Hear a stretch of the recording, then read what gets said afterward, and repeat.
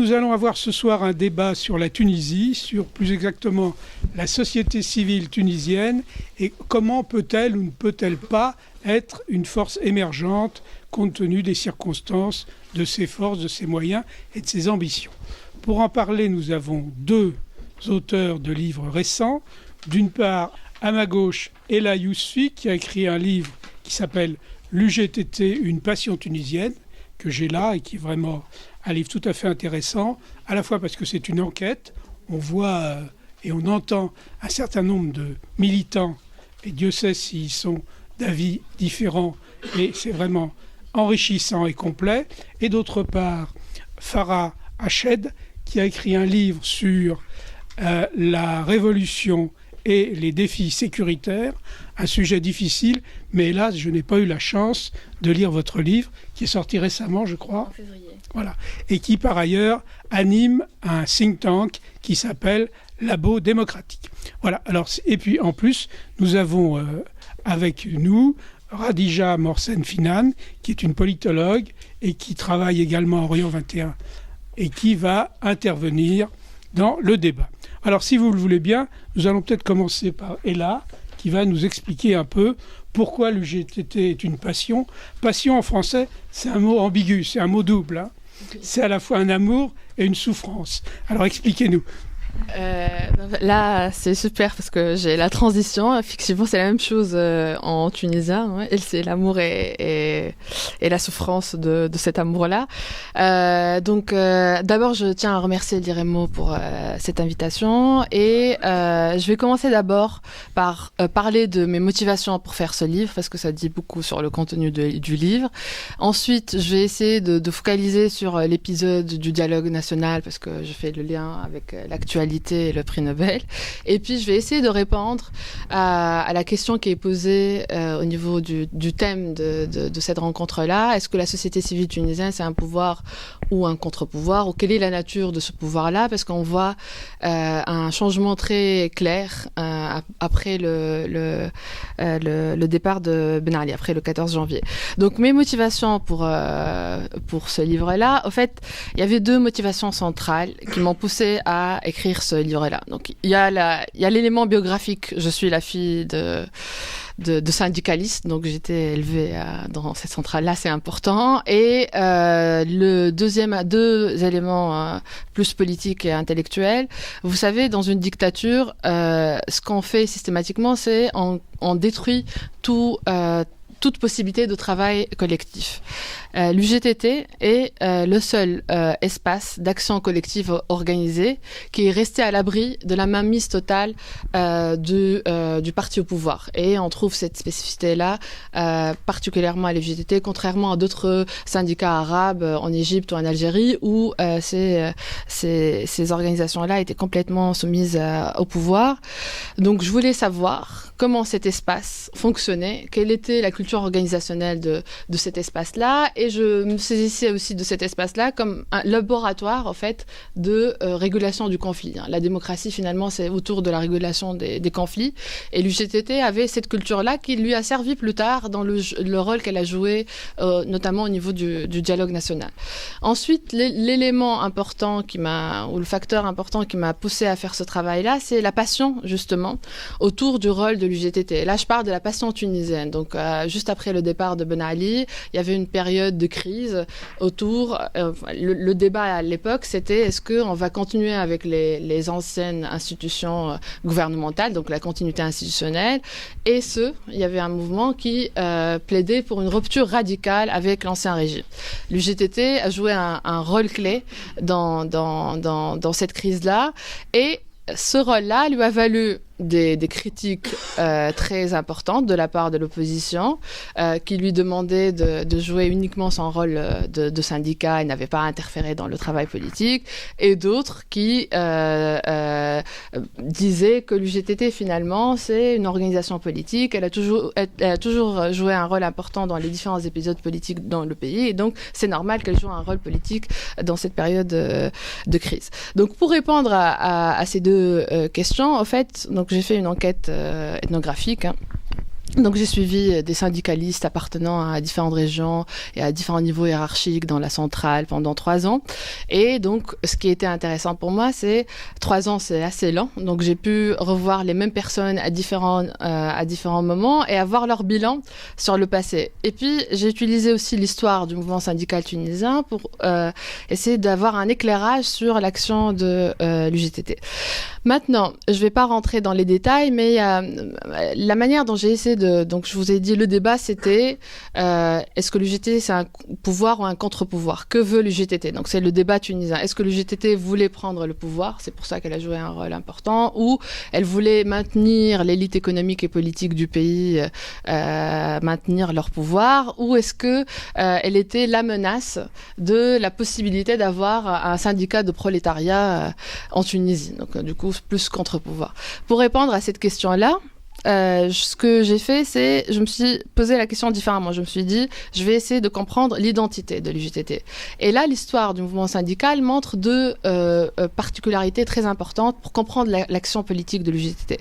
L'UGTT, contrairement au syndicat, donc l'UGTT, c'est une scission de la CGT française, et la fondation même de l'UGTT, c'était par rapport à l'articulation entre lutte sociale, donc les ouvriers tunisiens qui ne se retrouvaient plus dans les centrales syndicales européennes parce que ils étaient traités de manière inégalitaire, et puis il y avait l'enjeu politique, donc à savoir l'indépendance nationale. Donc est-ce qu'on est tunisien avant tout ou ouvrier avant tout? Et donc du coup c'était important d'articuler les 2 registres de lutte. Donc là c'est l'identité de l'UGTT, c'est l'articulation entre lutte sociale et mot d'ordre politique.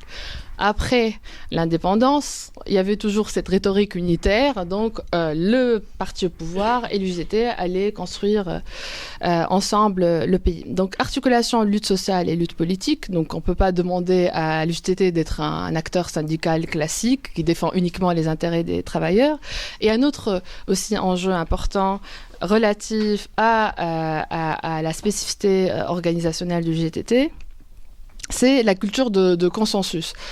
Au fait, l'UGTT regroupe toutes les tendances politiques. C'est pas un syndicat de gauche. Vous trouvez toutes les tendances politiques. Bien évidemment, il y a une influence importante de la gauche tunisienne et des nationalistes arabes, mais le Destour était très présent. Et puis, les islamistes, à un moment, le seul mouvement qui n'a pas réussi vraiment à percer au niveau de l'IGTT, c'est l'islamisme. On peut en parler plus tard si la question vous intéresse.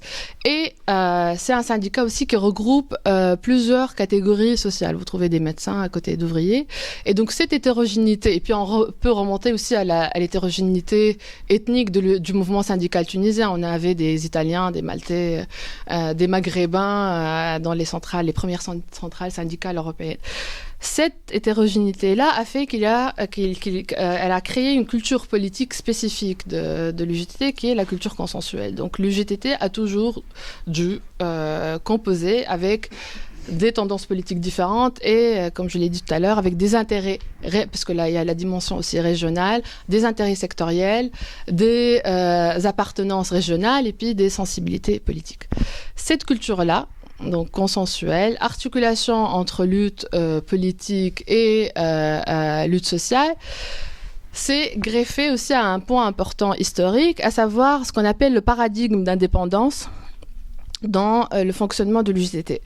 L'UGTT a évolué d'un rapport organique avec le Destour vers un rapport qui combine autonomie et indépendance vis-à-vis du parti au pouvoir. Ce rapport-là qu'on appelle le paradigme d'indépendance, ou pour certains ils l'appellent le paradigme de Habib Achour, ça veut dire que concrètement on va négocier avec le pouvoir quand le rapport de force est du côté du pouvoir, et on va s'aligner du côté des mouvements sociaux quand les mouvements sociaux sont forts. Donc là on a le mouvement social de 84, de 64, 78, ces mouvements sociaux ont créé des espaces de résistance importants au sein de l'UJT qui lui a permis plus tard, au niveau de l'épisode révolutionnaire de 2011, d'avoir cette possibilité-là de soutenir le soulèvement populaire.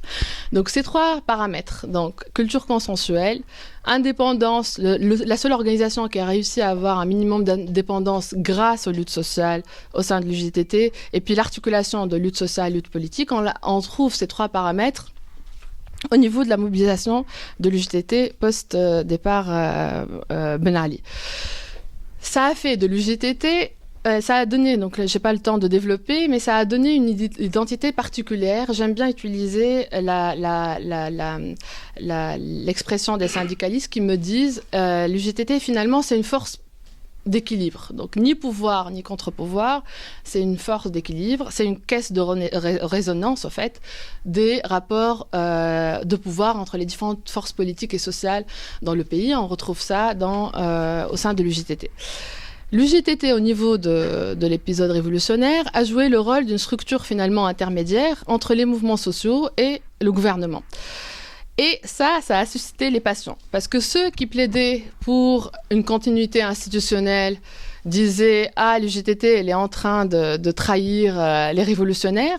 Et ceux qui étaient du côté des réformateurs disaient « Ah, l'UJTT, elle est en train de soutenir les révolutionnaires », notamment quand elle a soutenu Qasba 1 et Qasba 2. Et finalement, l'UJTT, encore une fois, de par sa composition et sa sociologie, elle peut pas être un syndicat révolutionnaire. C'est encore une fois, comme je trouve l'expression assez intéressante des syndicalistes, c'est une force d'équilibre qui, au gré des circonstances, elle va être du côté des mouvements sociaux quand l'enjeu politique le demande, et elle va négocier avec le pouvoir quand il le faut. L'UJTT a rempli un rôle central, comme je l'ai dit, c'est une micro-société, c'est quand même une organisation avec 750 000 adhérents, et l'UJTT a été la première, ou a été l'artisan des premières expérimentations institutionnelles qui ont donné plus tard le système qu'on a en ce moment. Elle a été au cœur de la construction du Conseil national pour la protection de la Révolution, qui a permis la gestion de la première période transitoire.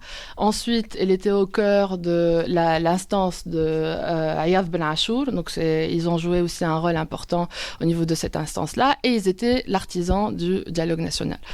Maintenant, je ne sais pas s'il me reste beaucoup de temps. Oui, donc maintenant, je vais quand même développer sur la partie dialogue national parce que c'est important. Que là, on est en train de célébrer le dialogue national et c'est tant mieux, mais il y a aussi des parties d'ombre dans ce dialogue national. Donc, le dialogue national, l'UJTT, l'initiative du dialogue national, donc après les élections du 23 octobre, les premières élections du 23 octobre 2011. Donc là, il y a eu, dès le départ, une concurrence entre 3 registres de légitimité. La légitimité révolutionnaire, la légitimité électorale revendiquée par le gouvernement de la Troïka, et puis la légitimité consensuelle utilisée par l'opposition, finalement, pour revenir au pouvoir. Il y a eu aussi une concurrence entre différents systèmes de pouvoir. Donc, le pouvoir de l'ancien régime, le nouveau pouvoir de la nouvelle élite sortie des urnes, et puis le pouvoir économique dont on ne parle pas beaucoup en Tunisie, qui est très influent. Il y a eu les 2 assassinats politiques, il y a eu plusieurs crises politiques, et le gouvernement de Troïka n'arrivait pas à avoir l'acceptation. Il avait la légitimité électorale, mais il n'avait pas la légitimité populaire pour gouverner. L'UJTT, et ça c'est assez intéressant parce qu'on ne le dit pas assez, a pris l'initiative d'un dialogue national en juin 2012, donc bien avant la crise de l'assassinat de Mohamed Brahmi. Cette initiative n'a pas pris parce que Nahda a dit non, a dit oui, et puis non, et puis le CPR a dit non, donc ils n'ont pas réussi à rassembler. Ce qui est intéressant, c'est après l'assassinat de Brahmi, il y a un contexte aussi régional compliqué parce qu'on avait le coup d'État en Égypte avec le départ de Sisi. Morsi et son remplacement avec Sisi, voilà, j'anticipe un peu. Et donc du coup, ouais, je le souhaite vraiment qu'il parte.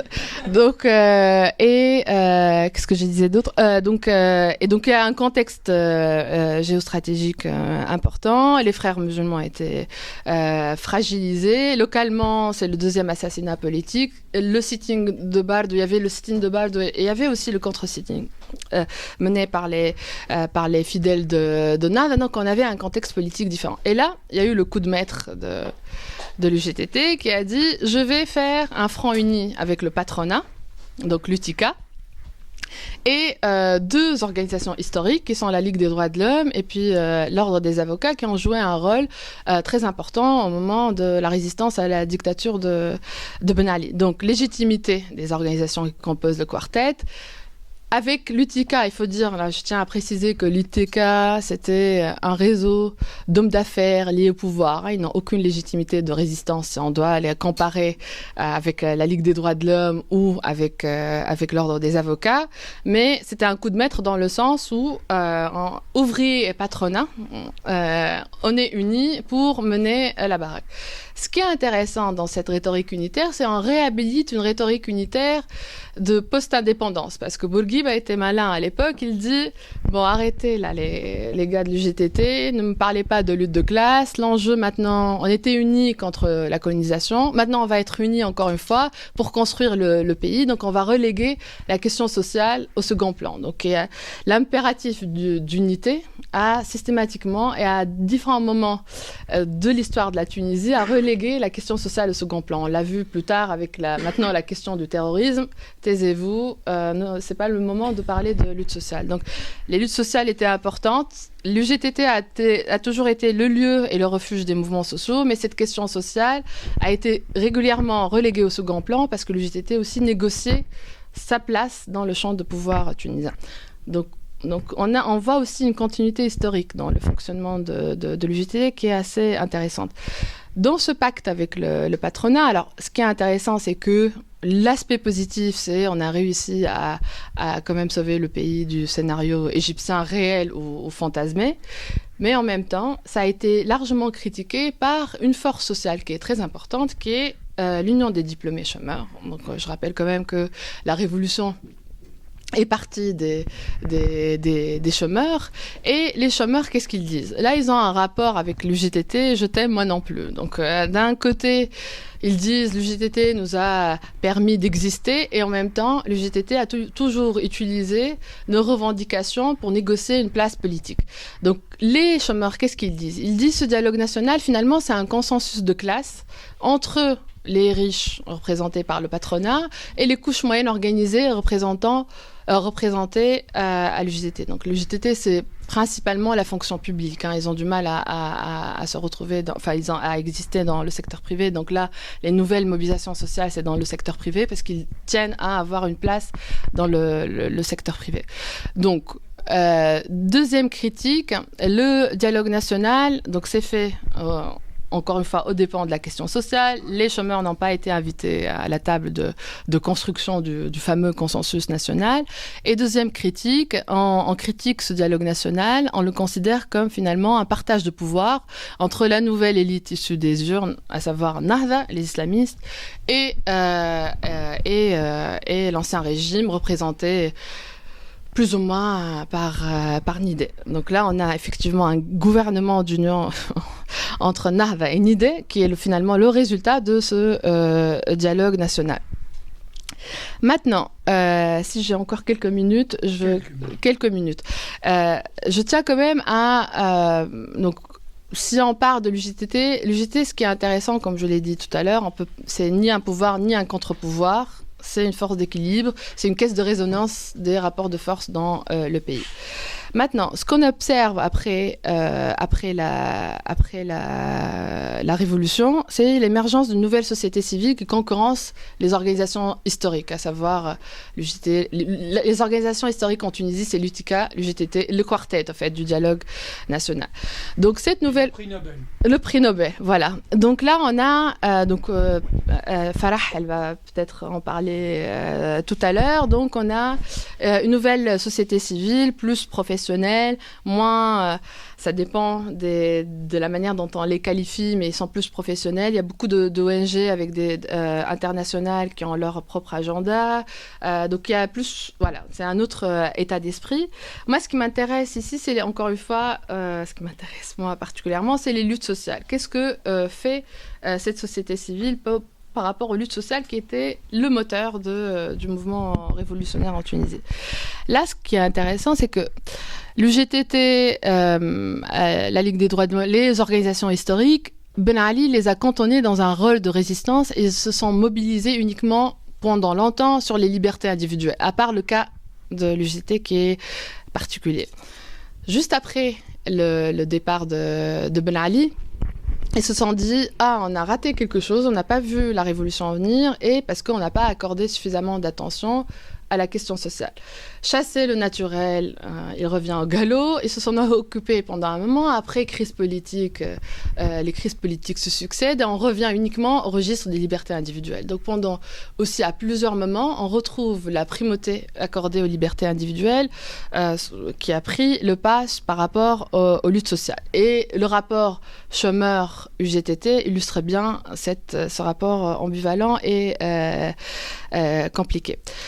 Ça, c'est un point important. Deuxième point important, quand on regarde le champ politique actuel, on en parlait tout à l'heure, on voit un délitement total des institutions de l'État, une fragilisation assez importante de l'État et en même temps des pratiques autoritaires dans un système complètement en perte totale de contrôle de tout.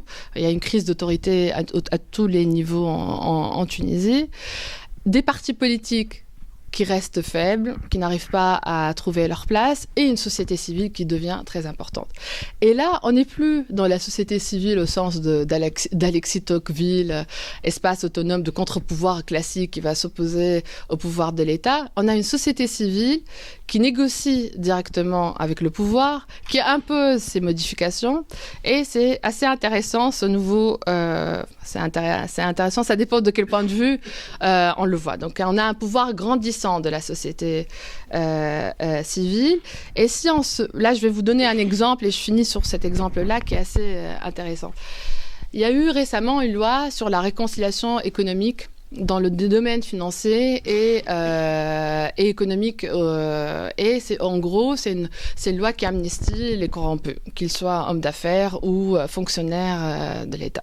Là, il y a une mobilisation spontanée assez intéressante d'une campagne qui s'appelle Manesh Msemhin, nous pardonnerons pas. Et ce mouvement, c'est un mouvement jeune, donc il y a plusieurs tendances politiques, il y a des indépendants, il y a tout. Et les jeunes de ce mouvement-là vont dire... Je ne vais pas leur dire. Donc, les jeunes, moi aussi j'en fais partie. Donc, les jeunes de ce mouvement-là vous disent, nous, on veut le retrait pur et simple de cette loi-là. Ils ont fait une pression sur la société civile qui, au début, c'est pas du tout saisie du sujet. Et là, on voit une coordination et des partis politiques et de la société civile au sens ONG. Quand je dis société civile, au sens association et ONG, mouvement organisé, au fait. Et ils se sont saisis du dossier. Ils ont dit, bon, non, on va pas pouvoir demander le retrait. On va juste essayer d'avancer la réflexion en proposant des modifications.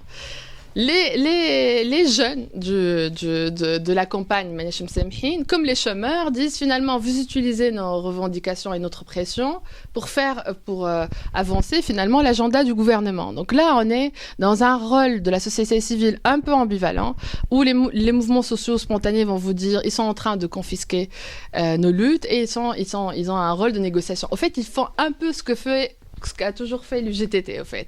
Une espèce de compromis, de construction de compromis entre...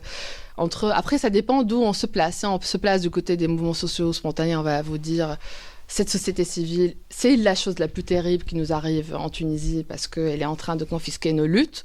Et puis, encore une fois, il y a quand même dans le discours il y a une idéologie néolibérale au niveau même du vocabulaire parce que quand on met la liberté individuelle au centre des luttes, c'est problématique. En tout cas, là, je parle de mon point de vue personnel pour quelqu'un qui accorde beaucoup d'importance aux luttes collectives pour changer les rapports de force. Et deuxième point, et je finirai là-dessus, là-dessus. Comme c'est la société civile qui a un jargon particulier, avec une domination dans certaines organisations de l'idéologie néolibérale, cette société civile organisée crée une myopie sur d'autres formes de contestation et de protestation, donc, ou d'autres formes de déviance par rapport au pouvoir. Le phénomène salafiste en est une forme. Le phénomène salafiste, on peut le voir aussi comme une autre forme de défiance à l'égard du pouvoir, que ce soit le pouvoir de l'élite politique ou économique. On peut parler aussi des associations d'entrepreneurs comme la TUJ, par exemple, ou les grandes écoles qui constituent une autre forme de pouvoir. Il y a d'autres dynamiques qu'on n'arrive pas à saisir parce que cette société civile, là je caricature un peu le trait, peut créer une myopie sur d'autres forces sociales et politiques qui sont en train d'émerger dans le pays. Et je finis là-dessus. Merci.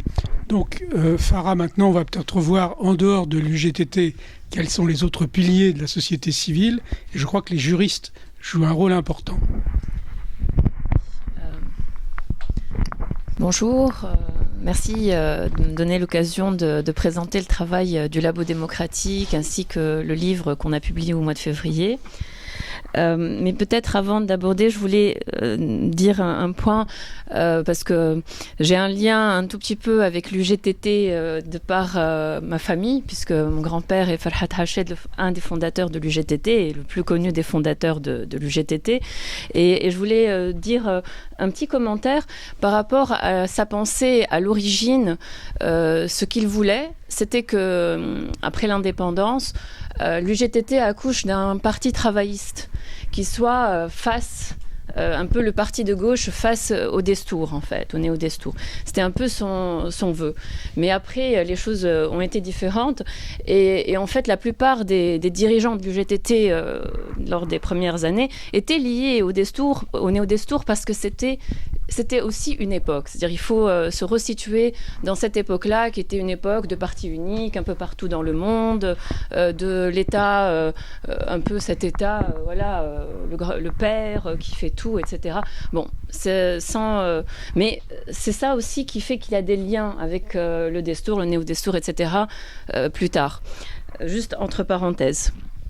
Et alors, le Labo démocratique, c'est une association, c'est entre une association et un think tank. On fait des projets, pas uniquement, on n'écrit pas, on publie pas uniquement, on fait aussi des projets un peu plus concrets. Mais l'idée, c'était de mettre en place une structure qui puisse réfléchir sur le long terme, le moyen et le long terme, et ne pas uniquement réagir à l'actualité à chaque fois, se mobiliser sur l'actualité, etc.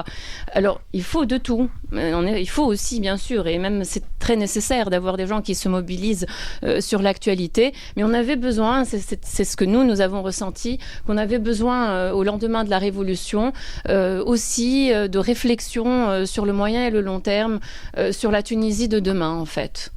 On s'est toujours perçu comme... pour nous, les droits et libertés sont universels. On le voit comme ça, ce sont des droits naturels, universels. Donc,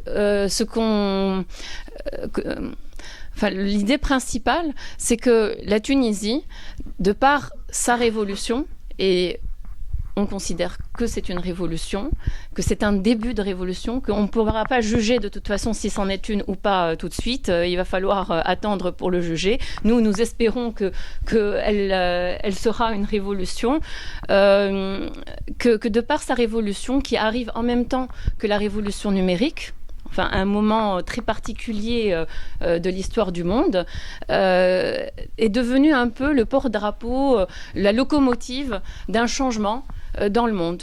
Un changement au niveau de ce qui est démocratique, un changement et incluant la justice sociale et pas uniquement l'aspect de la démocratie parlementaire, de droit de vote, etc., ou des droits humains, la sûreté individuelle, mais aussi les droits sociaux. Et pour nous, c'était encore plus visible puisque quand la révolution tunisienne a commencé, au même moment dans la Méditerranée, il y avait les mouvements en Espagne, en Grèce. Donc c'est un mouvement universel, ce n'est pas que un mouvement tunisien, et donc la Tunisie devait devenir le porte-drapeau de ça. Et dans ce cadre, le Labo démocratique devait réfléchir à la démocratie de demain, et la démocratie de demain en Tunisie, qui est un laboratoire, et qui peut être un modèle pour les autres de réflexion et de changement. Parce que pour nous, en Europe, c'est une démocratie un tout petit peu décadente. C'est comme ça qu'on le perçoit. Donc, c'est une démocratie. Et malheureusement, j'ai l'impression, en tout cas pour le moment, mais rien n'est joué, qu'on est en train d'adopter cette décadence, cette démocratie décadente à l'européenne, en ayant sauté la période idéaliste, la belle période de la démocratie. C'est l'impression qu'on a aujourd'hui en Tunisie, mais rien n'est encore joué. Donc, la première des choses, le premier projet sur lequel on s'est concentré, c'est la question de la police politique. C'est-à-dire, juste au lendemain, lorsque Ben Ali est parti, le problème principal allait être la police politique, c'est-à-dire les services de renseignement qui jouent un rôle politique en réalité. Et on s'est dit, quel que soit le gouvernant, qui que ce soit, les anciens, les nouveaux, la gauche, qui que ce soit, si les mécanismes, si cet instrument, cet outil qu'est la police politique, avec sa façon de surveiller, etc., ses instincts, etc., n'est pas réformée, n'est pas comprise aussi, parce qu'avant d'être réformée, il faut qu'elle soit comprise, eh bien, qui que soit le gouvernant, il va l'utiliser. Et parce que l'être humain est faible, que le pouvoir corrompt et que année après année, on reviendra à une dictature de toute façon parce que l'outil est là.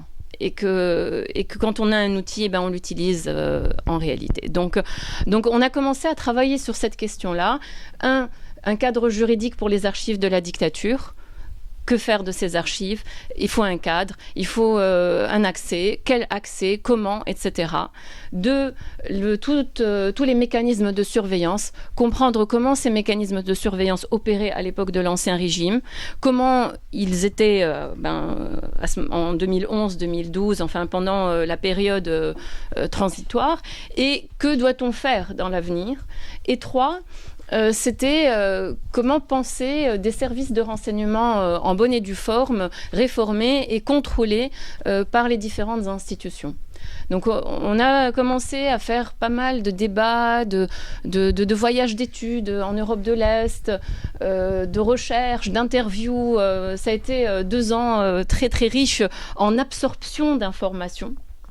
Puis l'idée a été de produire quelque chose, et ça a été ce livre en 3 tomes. Premier tome, archives de la dictature, sur les archives de la dictature. Deuxième tome sur transparence et protection de la vie privée dans le secteur de la sécurité. Et le troisième tome, les services de renseignement tunisiens, quel contrôle. Donc c'est ce qu'on a publié au mois de février et qui a été rédigé, chaque tome. Il y a une partie, c'est un bilan de ce qui s'est passé en Tunisie depuis la période de la colonisation jusqu'à nos jours.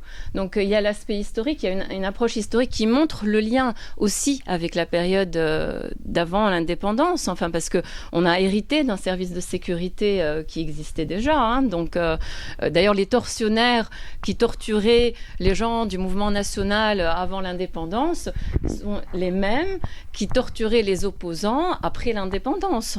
Donc après, ils ont vieilli, ils sont partis, ils ont été renouvelés, mais c'est les mêmes. C'est exactement les mêmes. Donc, et dans le même endroit, dans les mêmes caves, tout pareil. Donc cette approche était très intéressante à comprendre parce qu'il y a un lien avec le système français d'organisation du secteur de la sécurité et des services de renseignement français. Donc c'était très intéressant. La deuxième partie de chaque tome est...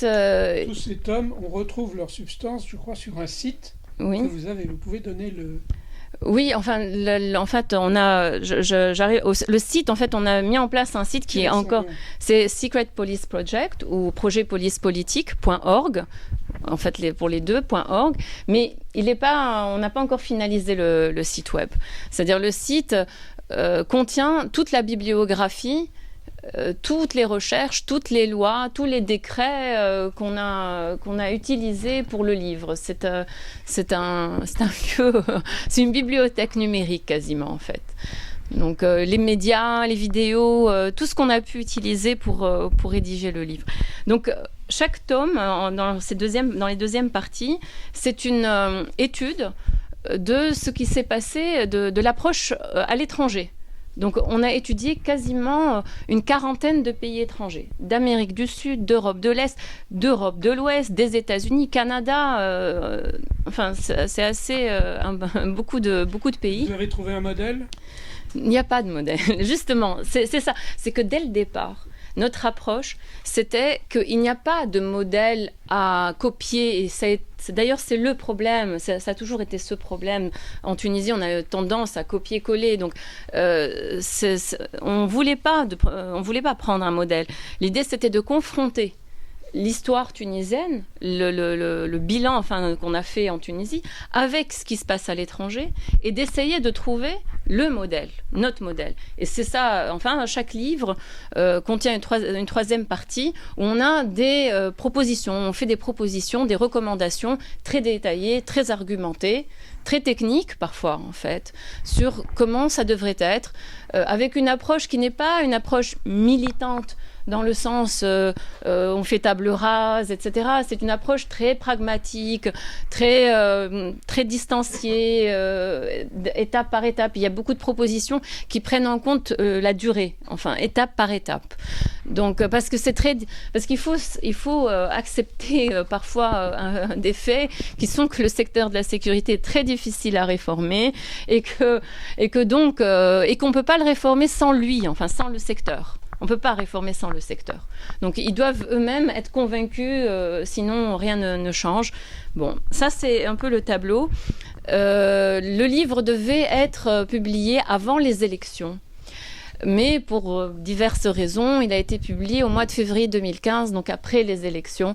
Et du coup, la façon aujourd'hui, ce livre qu'on voulait être un instrument de plaidoyer, c'est devenu très difficile de l'utiliser comme instrument de plaidoyer depuis les élections, parce qu'il y a une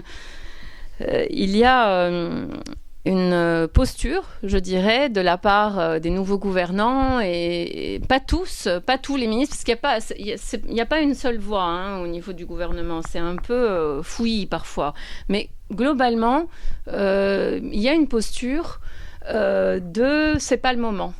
C'est pas le moment, c'est pas prioritaire, on a des problèmes de sécurité.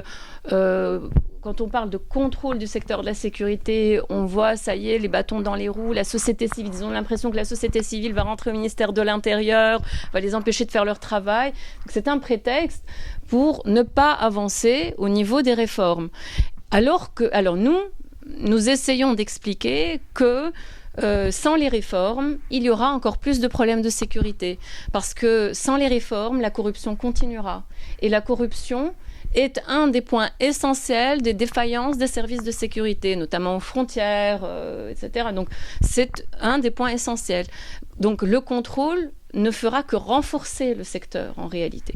Mais bon, il y a d'un côté ceux qui n'y croient pas, au niveau du secteur de la sécurité et au niveau des politiques, parce que c'est aussi on ne doit pas enlever la responsabilité principale, c'est les élites politiques, de toute façon, avant le secteur. Le secteur de la sécurité, lui, il applique ce que la volonté politique veut. Donc, certains n'y croient pas. Ils ne croient pas qu'on doit changer. Ils pensent qu'au contraire, même revenir à un secteur de la sécurité à la façon Ben Ali, c'est mieux pour lutter contre le terrorisme. D'autres savent très bien que c'est ce qu'il faudrait, mais ils ont intérêt à ce que ça ne change pas. Parce qu'un secteur de la sécurité non réformé, c'est un secteur de la sécurité où il y a du clientélisme, où il y a la corruption, qui est politisé, où il y a on peut tirer les ficelles par-ci par-là. Donc, certaines personnes voient leur propre intérêt dans l'histoire. Donc, aujourd'hui, c'est assez difficile, mais on continue. on essaye d'avancer.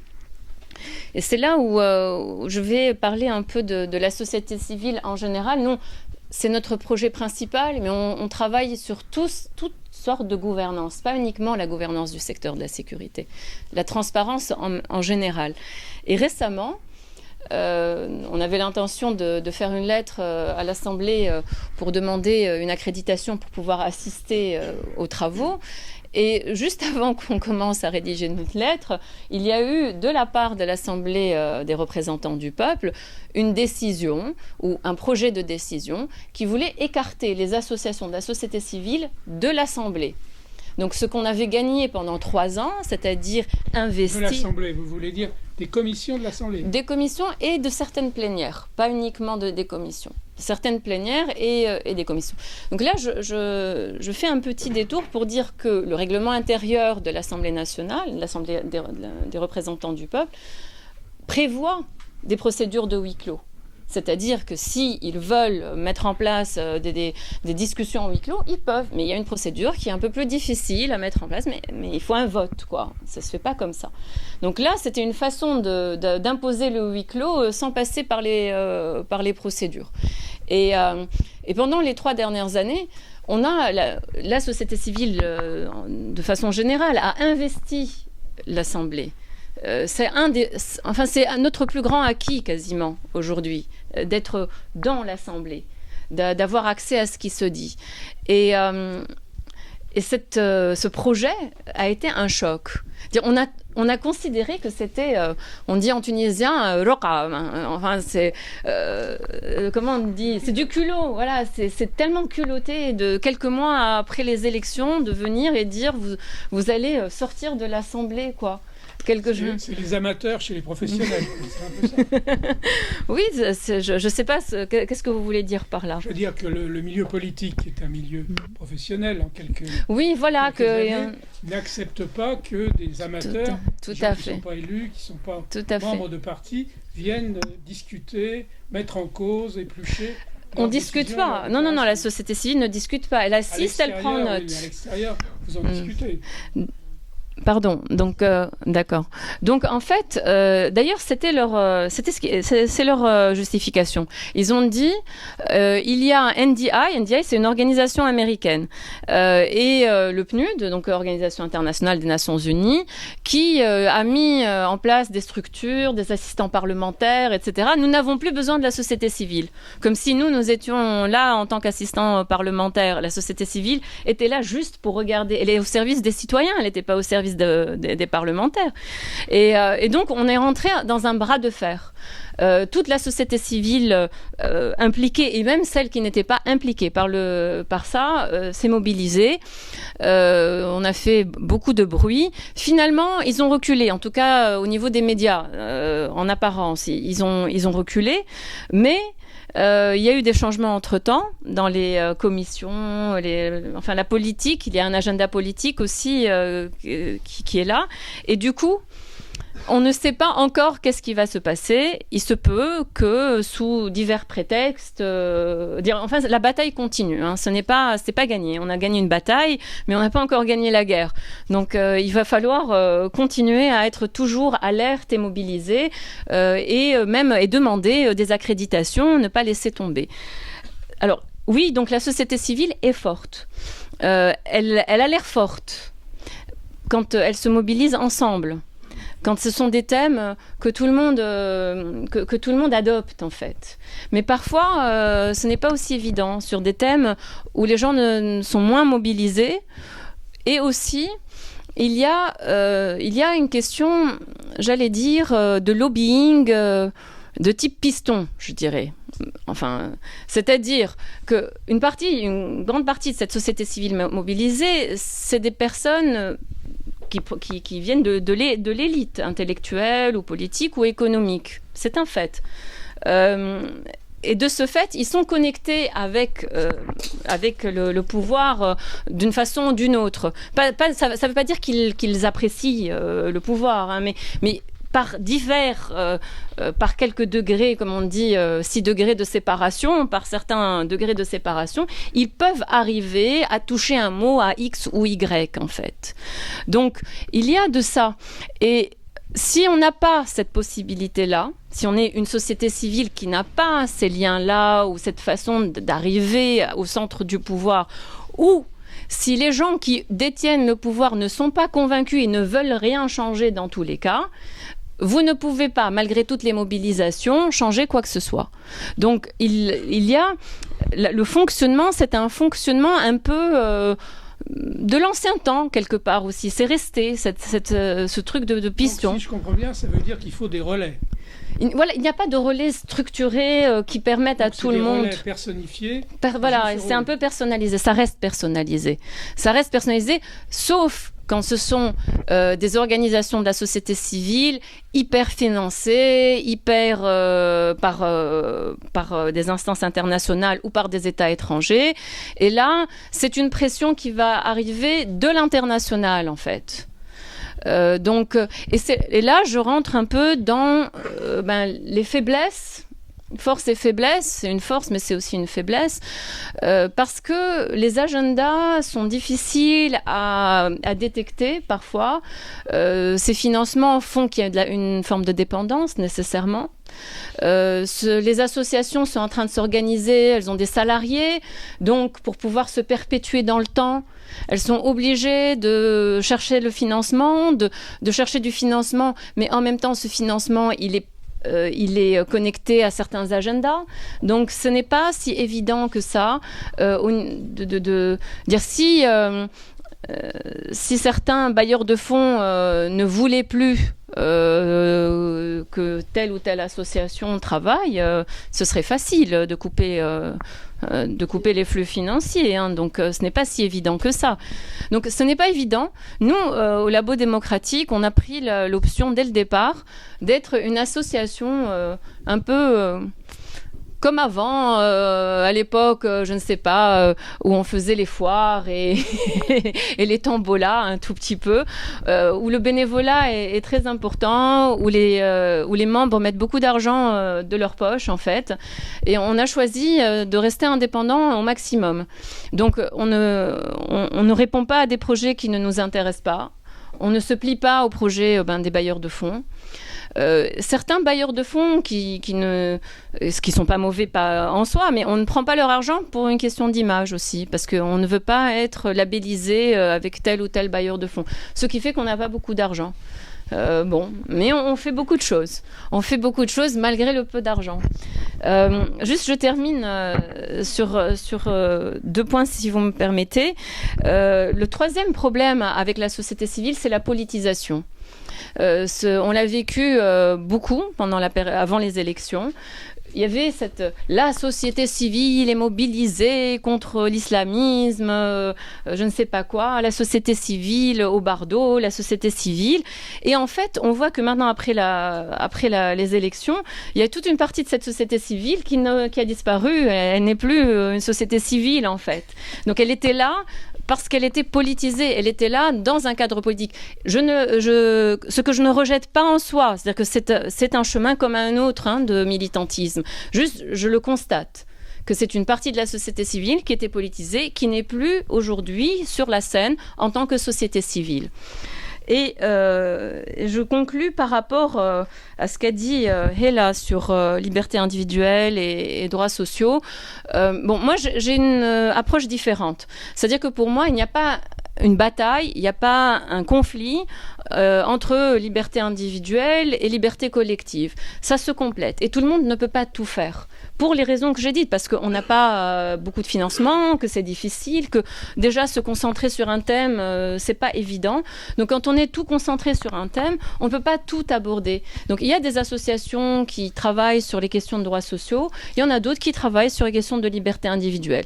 Il n'en reste pas moins qu'aujourd'hui, les libertés individuelles basiques de type ne pas être torturé, par exemple, c'est très basique, ne pas être torturé, ça reste des combats qui ne sont pas finis. Il y a encore de la torture en Tunisie, donc c'est quelque chose qui est important. Donc, on n'est pas obligé de mettre ces deux thèmes en conflit. Ils sont complémentaires. Il faut de tout. On a besoin des deux, en fait. C'est lié. C'est très lié. Voilà. Et merci. Merci. J'ai vu que Radija prenait beaucoup de notes pendant ces deux exposés très riches et très brillants. Donc peut-être qu'elle voulait nous faire part de ses premières réactions. Merci Jean-Pierre. Je remercie les intervenantes. Moi, j'ai beaucoup aimé vos interventions. Je les trouve riches et complémentaires, notamment sur le dernier point, parce que moi aussi j'étais un peu interpellée par ce conflit qui pourrait exister justement entre lutte collective et lutte pour les droits individuels. Alors, moi je serais presque tentée de vous demander d'aller un petit peu plus loin, c'est-à-dire de vous faire parler un peu plus au lieu de parler moi-même et d'avoir votre sentiment aujourd'hui, à toutes les deux d'ailleurs, sur la manière dont vous voyez aujourd'hui la scène politique qui est dominée par deux grandes forces que finalement nous avions par le passé, c'est-à-dire deux forces conservatrices, l'une qui était dans l'opposition, l'autre qui était au pouvoir d'une certaine manière, et voir quelle pourrait être justement la place de l'UGTT et de la société civile dans cette reconfiguration ou dans cette nouvelle configuration de la scène politique. Elle a dit que c'était le fruit du dialogue national. Donc, comment gérer ce fruit? La deuxième chose, c'est dans ce contexte dominé par les questions sécuritaires qu'on vit aujourd'hui, il y a une crainte d'observer un retour à l'autoritarisme. C'est la crainte de tout le monde, même ici en France, et d'être devant une dérive sécuritaire. Quel pourrait être le rôle de l'UGTT, pouvoir d'équilibre, justement, comme tu as insisté, comme tu l'as dit, et de la société civile face à cette dérive. Donc peut-être de prolonger un peu votre réflexion en allant davantage sur l'actualité. Voilà ce que moi j'avais peut-être à dire. Je ne vais pas garder la parole plus longtemps. Bon, alors qui veut commencer? Alors, par rapport à la scène politique, en fait, bon, là aussi, pour moi, ce n'est pas vraiment. C'est à la fois le résultat du dialogue national, mais c'est aussi, et qu'on le veuille ou non, c'est le résultat d'un vote. Il y a eu un vote. Et nier ça, c'est nier aussi la responsabilité du peuple qui a le droit de vote. Donc, cette scène est le résultat d'un vote. Alors que les gens aient été manipulés, qu'il y ait eu des financements illégaux, etc., oui. Et c'est ça quand je disais la démocratie décadente, en fait.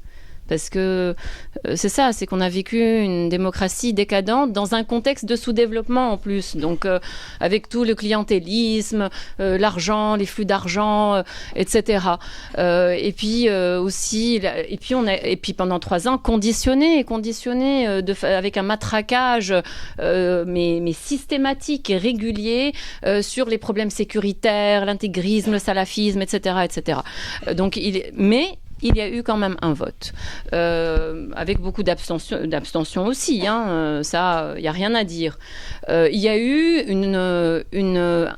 la gauche a été fracassée. C'est quasiment, enfin pour moi non, c'est pas son enterrement, j'espère pas, mais on a assisté à une sorte d'entrée dans le coma de la gauche.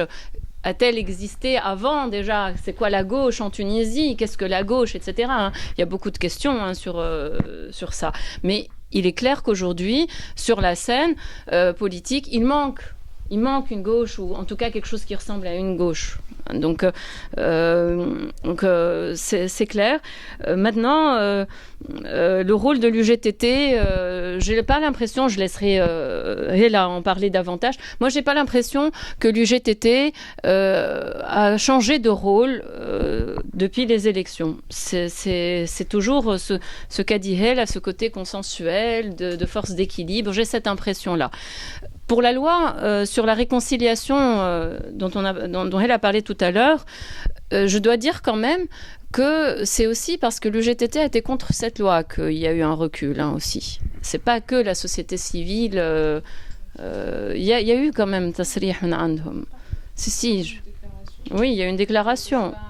Donc j'ai vu une déclaration passer, j'ai l'impression que ça a joué plus que les mobilisations qui étaient malgré tout et malheureusement assez faibles en fait par rapport à ce que nous attendions et ce que nous aurions voulu. Alors, pour le contexte sécuritaire, aujourd'hui il y a eu un attentat. Comme vous le savez, ou je ne sais pas si vous le savez ou non, on l'a su tout à l'heure. Donc il y a eu un attentat, et un attentat terrible parce qu'il a touché un camion des forces de sécurité présidentielles, ce qui est très très très dangereux au niveau des conséquences. C'est très symbolique et très dangereux au niveau des conséquences. Ce n'est pas comme tuer des soldats dans le sud. C'est très différent en fait, puisque ça s'est fait. Voilà, et c'est une bombe, apparemment c'est une bombe qui a été placée. Voilà. Non, apparemment c'est pas un kamikaze, il semble, je n'en sais rien, je ne sais pas, mais ce qu'on a compris c'est que c'était une bombe qui a été placée dans la camionnette de la police. Donc et ça, je crains beaucoup les conséquences. Je crains beaucoup parce que déjà qu'au niveau de l'environnement, au niveau du secteur de la sécurité et même des politiques, il n'y avait pas nécessairement une grande volonté de réforme et de mettre en place une gouvernance démocratique du secteur de la sécurité. Là, ça va être très difficile. Là, parlant du secteur lui-même, maintenant, au niveau de la politique, je crois que le risque est réel. Et on le savait depuis le début que le risque, que sans réforme rapide, après 3-4 ans, le risque de retour à l'autoritarisme est réel. On le voit dans tous les pays qui ont vécu une transition. Le premier d'entre eux étant la Russie. C'est le premier qui a subi une révolution, une vraie révolution, et qui, après 3-4 ans, a vécu un retour vers un autoritarisme de plus en plus important, mais avec l'économie de marché. Donc différent. Et leur KGB, qui à l'époque, donc dans les années 90, a été... En fait, ils n'ont pas supprimé le KGB, ils lui ont changé son nom et ils ont décentralisé les services du KGB en plusieurs services fragmentés. Puis, 2-3 ans plus tard, 4 ans plus tard, ce qui s'est passé, c'est que les différents services ont réintégré la FSB, donc nouveau KGB, et c'est devenu un nouveau KGB en réalité. Donc, mais entre-temps, il y a d'autres choses qui sont entrées en jeu, c'est les oligarques, les intérêts économiques, etc. Bon, il y avait déjà à l'époque de l'Union soviétique des questions économiques, mais c'est un peu comme nous, c'est-à-dire c'était centralisé, et puis ça s'est décentralisé, et puis ça s'est recentralisé après. On risque ça, c'est mon avis. Et je ne suis pas sûre que la société civile soit assez armée pour lutter contre ça, surtout que les bailleurs de fonds aussi internationaux et étrangers, aujourd'hui, sont aussi obnubilés par les questions de sécurité, et que les projets qu'ils proposent, les projets qu'ils veulent financer, sont systématiquement intitulés « Lutte contre la radicalisation »,« Antiradicalisme »,« La violence extrémiste », alors que tout ça, c'est lié au problème intrinsèque qui est la corruption, qui n'est pas d'horizon social, pas de... Voilà, c'est-à-dire que tout, c'est lié à ça, en fait, aux frustrations, aux problèmes de politique auxquelles on ne croit plus et on n'a plus confiance. Mais bon, c'est clair qu'il y a une forme de pessimisme de mon côté à moi. Merci. Je voudrais revenir sur votre question sur la gauche a disparu. Est-ce qu'elle a vraiment disparu? Parce que quand on voit les prises de position de l'UGTT sur le plan économique, ils sont contre la réhabilitation, ils sont contre la loi sur le PPP, c'est-à-dire la participation de crédit privé à des projets publics. Ils sont contre le projet de rapprochement plus accentué avec l'Union européenne. Donc je pourrais aligner comme ça les items. Donc c'est l'UGTT. Alors est-ce que finalement l'UGTT n'a pas un rôle de parti de gauche, entre guillemets, au moins sur le plan économique, sans en avoir le titre? Je vais commencer par répondre à l'interpellation de Khadija et puis aussi de Farah sur l'articulation lutte collective et liberté individuelle, et après je consacrerai un peu de temps à l'UGTT. En fait, je me suis peut-être pas bien exprimée. Je fais pas du tout une opposition entre liberté individuelle et lutte sociale. Évidemment, les deux doivent être articulés et c'est une évidence. Moi, ce que je faisais, c'est décrire la manière dont la question sociale a été systématiquement reléguée par rapport à un impératif d'indépendance nationale, puis l'impératif de la construction de l'État, et puis l'impératif de la lutte contre le terrorisme. Donc j'ai dit à quel point c'est difficile de faire émerger la question sociale comme une question centrale dans la préoccupation de la société tunisienne, et c'est une lutte très très très importante. Donc je fais pas du tout de hiérarchie entre les deux. Maintenant, il y a un autre débat intellectuel et académique et aussi militant sur la question des libertés individuelles et leur compatibilité ou pas avec des luttes collectives. Là, il y a un débat très important. Donc, la société civile, la définition classique, c'est un contre-pouvoir autonome qui est normalement là pour neutraliser le pouvoir de l'État ou voilà.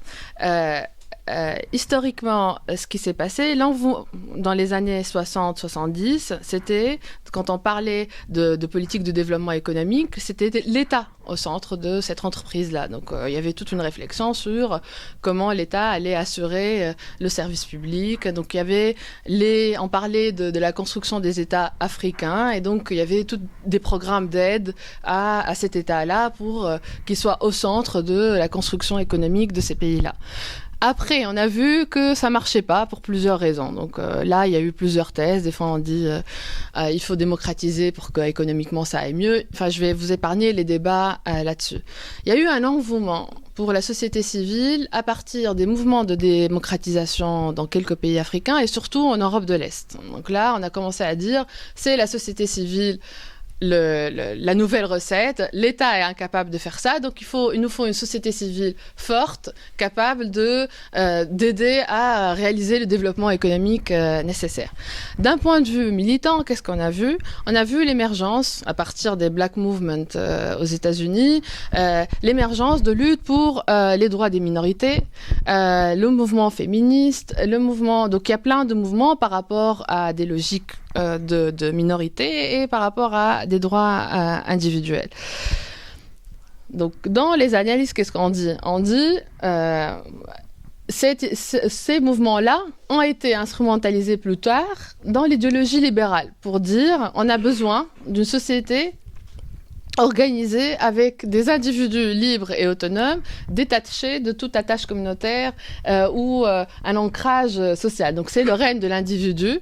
On veut faire un marché libre des identités et des marchandises, et c'est en train de fonctionner malheureusement. Pour revenir au cas tunisien, qu'est-ce qu'on a? On a, comme je l'ai dit tout à l'heure, les organisations historiques qui gardent cette rhétorique sur l'importance des luttes collectives et sociales.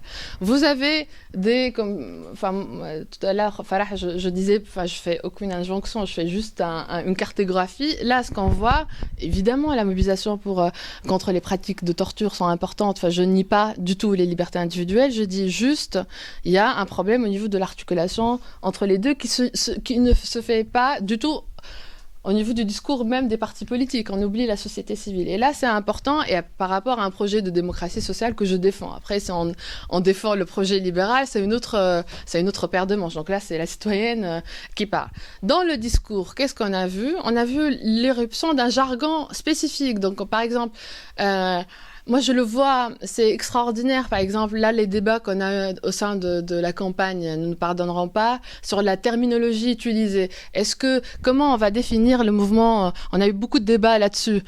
Comment on va définir le mouvement Manesh Msamhin? Est-ce que on va s'organiser, on se dit, on fait partie de la société civile, ou on est un mouvement protestataire, ou on est un mouvement protestataire, et il y a des gens qui disent, il faut ajouter non-violent. Donc, le mot non-violent, c'est un apport du jargon magnifique apporté par les nouvelles ONG, les bailleurs de fonds. Donc surtout, il ne faut pas être violent, il faut prendre les précautions. Est-ce qu'on est un mouvement citoyen? Mouvement citoyen n'est pas du tout le mot protestataire, et on voit, c'est assez intéressant de voir comment on prend des précautions pour dire protestataire. Quand on dit mais non, on est protestataire, ah non, et là, mais on ne dit pas protestataire, ça va être grave. Donc là, on voit comment le discours même est investi par l'idéologie néolibérale. Donc là, je m'interroge là-dessus.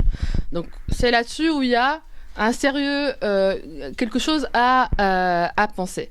Les mouvements spontanés, comme le mouvement des diplômés chômeurs, là, c'est assez intéressant de voir comment ça va évoluer, parce que l'Union des diplômés chômeurs, c'est l'organisation la plus importante en Tunisie d'un point de vue du nombre des adhérents, parce que là, on n'est plus dans les mouvements syndicaux. Oui, ils sont importants, mais là, on a d'autres forces sociales, et la force sociale incarnée par les chômeurs est une force importante, et les années à venir, les rapports de force, où le projet de société qu'on va avoir dépendra de la capacité aussi de cette force sociale-là à imposer les termes de débat.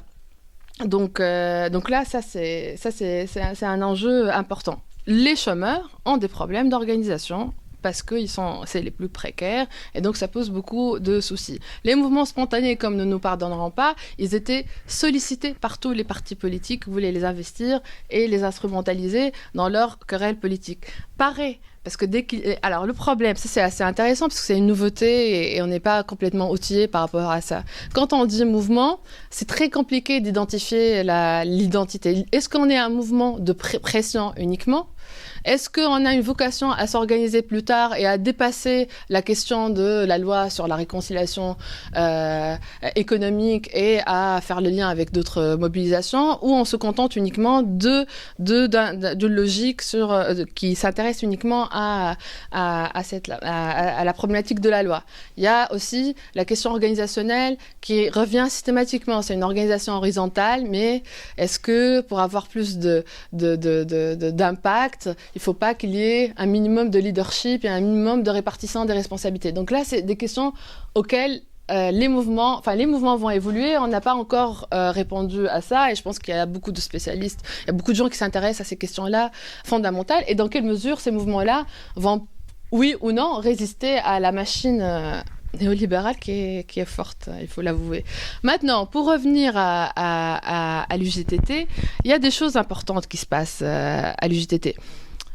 À la place du vieux clivage pendant la dictature entre une bureaucratie syndicale plus ou moins dans des logiques de compromis avec le pouvoir et une base plus résistante, on a un nouveau clivage très intéressant.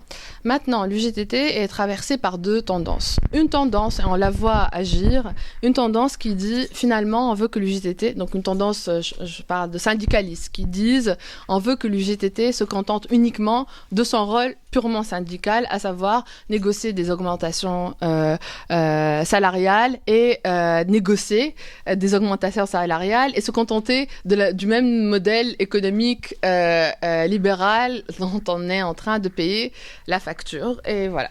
Et vous avez une tendance beaucoup plus radicale qui demande à l'UJTT de renouer, et ça c'est assez intéressant de revenir à l'histoire au texte fondateur de l'UJTT, de renouer avec le projet d'émancipation de l'UJTT. Et le projet de l'UJTT, c'était un projet d'émancipation politique et sociale. Et donc là, par rapport à ça, qu'est-ce qu'ils disent? Ils disent on doit renouer avec le projet d'émancipation sociale. Donc l'UJTT doit être aussi un espace de proposition pour une alternative économique et sociale, et on doit avoir notre mot à dire sur les grands dossiers par rapport à la question sociale, la question des PPP, les partenariats publics-privés, la question des accords Euromède, l'ALECA, les complets approfondis. Et donc là, cette tendance-là est aussi importante. Donc là, dans les discours de Rabé, c'est par exemple les dirigeants c'est pas clair parce que leur déclaration... Tu as peut-être, Farah, entendu une déclaration qui dit on est pour le projet de réconciliation, et puis tu vas avoir une autre déclaration au contre. Donc c'est au gré des rapports de force au sein de l'UGTT. Cela étant, si on suit les dernières évolutions au sein de l'UGTT, il est évident par rapport aux mobilisations dans le secteur privé, par exemple. Donc là, c'est assez intéressant. Hussein Abbasi, au moment de la cérémonie, donc ça c'est assez important, au moment de la cérémonie au palais présidentiel chez Béji Khalid Sebsi, il a tenu un discours anti-Utica clair et net. Donc par rapport à des sceptiques comme moi qui ont critiqué le prix Nobel, j'étais ravie de voir que l'aile un peu plus radicale elle est en train quand même de soutenir les mobilisations dans le secteur privé et refuser la trêve sociale demandée. Donc la question donc l'avenir nous dira si l'UGTT, si c'est l'aile radicale qui est plus pour que l'UGTT joue un rôle d'alternative économique et sociale va primer, ou plutôt l'aile plus réformatrice. La question importante qui était posée sur la gauche. Donc la gauche, c'est un mot aussi très général, et puis même en France, là, il n'y a plus de différence entre... Je pense qu'il y a une crise sémantique et une crise de projet planétaire, et le terrorisme Daesh ne nous aide pas dans cette affaire-là.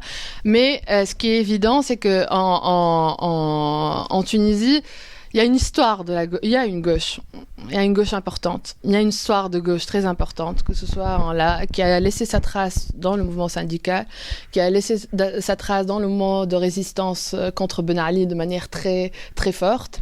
Et moi, je peux pas dire qu'il n'y a pas de gauche en Tunisie. Maintenant, le problème avec la gauche, c'est à un autre niveau, c'est les alliances politiques qui ont été faites à un moment donné. Moi, je me rappelle le Front populaire, quand il a été construit, quand il a été mis en place, c'était pour offrir une troisième alternative à l'ancien régime et aux islamistes. Ça n'a pas pris parce qu'il y a eu le Front de Salut National, et l'ancien régime est fort. Il a réussi à plusieurs moments historiques à récupérer la gauche tunisienne. Maintenant, au sein, un peu partout, donc que ce soit dans les partis réputés social-démocrates, il y a des débats très intéressants sur l'importance d'avoir une identité sociale et économique, parce qu'encore une fois, ce qui a primé la première période de la révolution tunisienne, c'est l'agenda politique, donc ils n'ont pas eu le temps de réfléchir sur quel projet de société ils veulent élaborer. Et là, pareil, quand on regarde, j'en parlais tout à l'heure avec...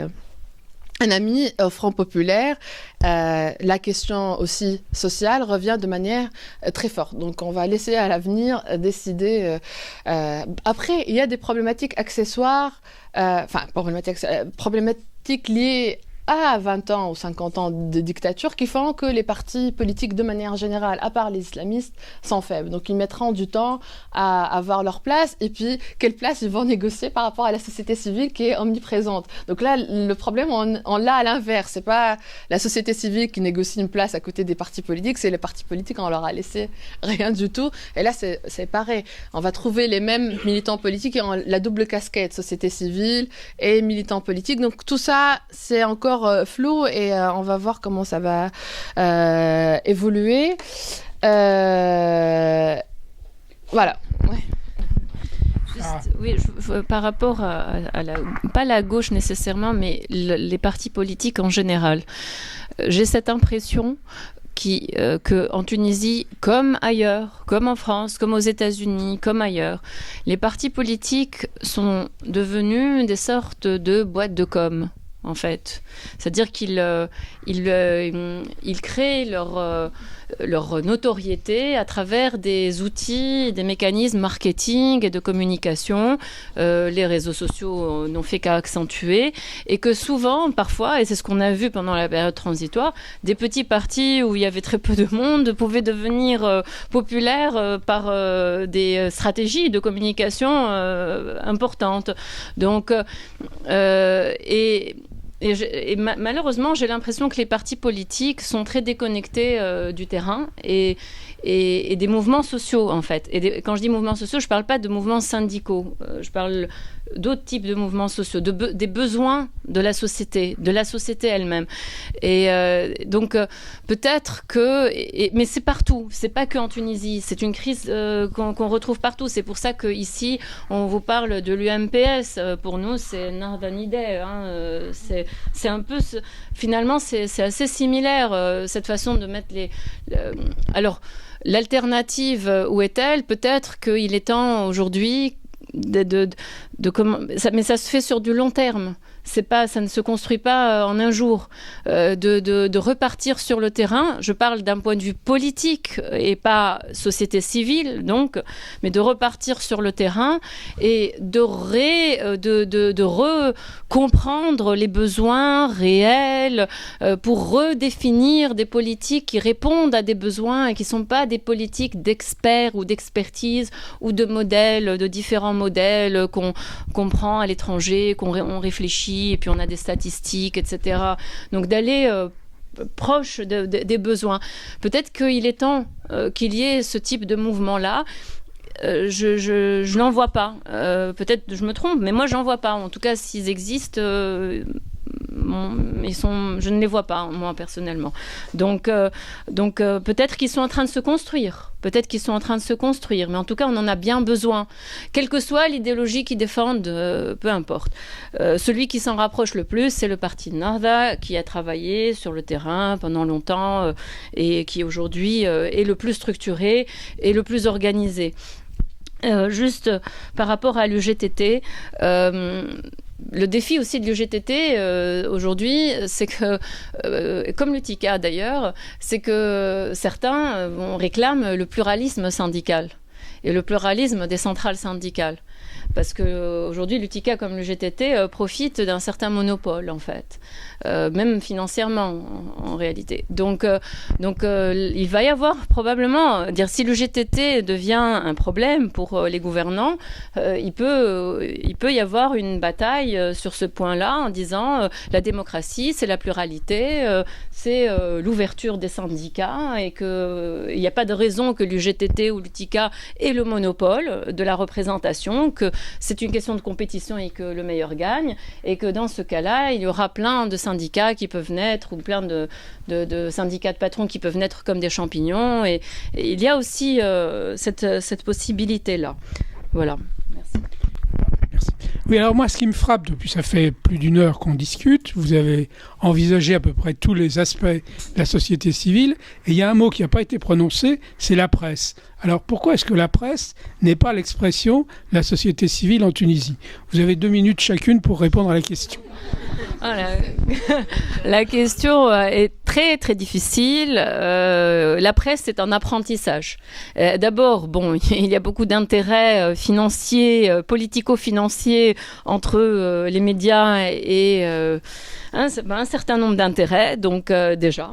Il y a des individus qui détiennent des médias qui sont impliqués politiquement, qui sont dans des partis, chefs de parti, voire qui veulent devenir chefs de parti.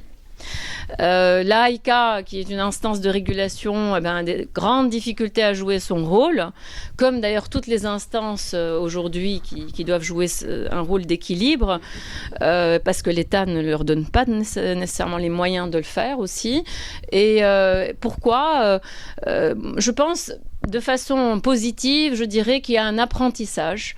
Il y a un apprentissage à faire et que la bataille concernant les médias, c'est la bataille générale, c'est la bataille des réformes, c'est la bataille de la justice transitionnelle, c'est la bataille de la reddition des comptes.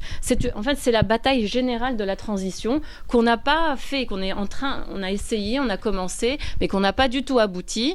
Et c'est la bataille de l'instance vérité et dignité, de toute cette justice transitionnelle qui est aujourd'hui bloquée et avec l'assentiment des 2 grands partis, Nahda étant, je crois, c'est ce qu'on a l'impression, qu'ils sont tout à fait d'accord pour qu'elle reste bloquée. Mais on l'a senti au moment de la campagne électorale. Donc, Je vais répondre brièvement. En fait, avec les élections de Béji Caïd Sebsi, président de la Tunisie, on a vu le mariage entre pouvoir économique, médiatique et politique à travers la chaîne, par exemple, Nesma, qui représente la famille Karoui, Nidé Tounes, et des hommes d'affaires qui donnent le là. Là, on n'a pas parlé aussi d'élite économique. Malheureusement, il y a trop peu de travaux sur l'élite économique en Tunisie et le pouvoir des hommes d'affaires. Il faut savoir que l'Assemblée des représentants des peuples, il y a, je pense, 10 hommes d'affaires, même plus. Donc là, le projet de la réconciliation économique, c'est un projet poussé par les bailleurs de fonds des plus grands partis, à savoir Nidé et Nahda. Donc là, par rapport à ça, c'est un point important. Ensuite, Ben Ali, ce qu'il faisait, au fait, il centralisait, il y avait une organisation pyramidale de la mafia.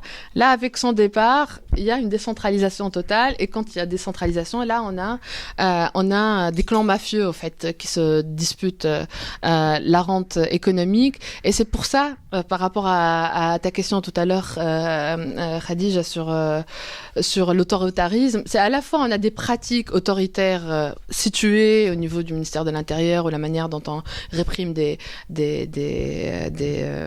manifestants ou des mouvements sociaux, et en même temps, comme il y a la lutte des clans, cette lutte des clans fait que on peut pas avoir un retour en arrière de la même manière. On va avoir une autre forme un État mafieux, mais non, ça c'est la version pessimiste. Donc là, il y a des luttes. Enfin, je finis sur les luttes sociales qui sont importantes quand même dans le pays. Merci. Si vous voulez bien, il nous reste une demi-heure. Nous pourrions peut-être passer aux questions avec la salle. Donc, comment est-ce qu'on s'organise ? Voilà.